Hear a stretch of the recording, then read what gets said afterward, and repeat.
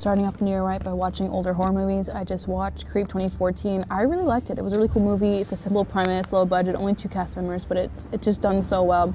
And one of my resolutions that I just came up with this week is to actually start writing down everything that I consume when it comes to media.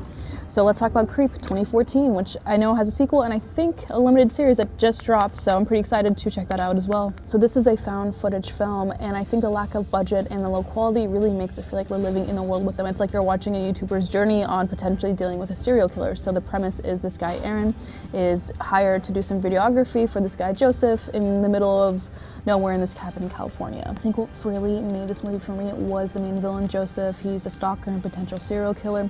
He's hyper positive. He feels kind of like a motivational speaker. He feels kind of like he could be a high school counselor, but there's something off behind those eyes. I feel like we all kind of know him. We know a version of him, which makes it even more eerie. And he uses like emotional intelligent terms and seems to be in touch with his feelings, and he seems to be very aware of his actions, but he has these very dark impulses, and oh gosh, it's just, he's scary, man.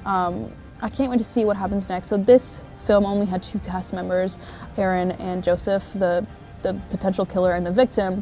And I know there's a sequel that I think has more characters on the IMDb as well as a web series, so I can't wait to see how this villain progresses and what happens next. I think, to me, this movie explores male privilege in a sense that the main character, Aaron, doesn't perceive the other man as a threat as much as a woman would. I mean, I'm watching this with a bunch of women and we're like, wow, we would never make these decisions. We take more precautions walking alone at night to the grocery store than this man does alone in the woods with a potential serial killer.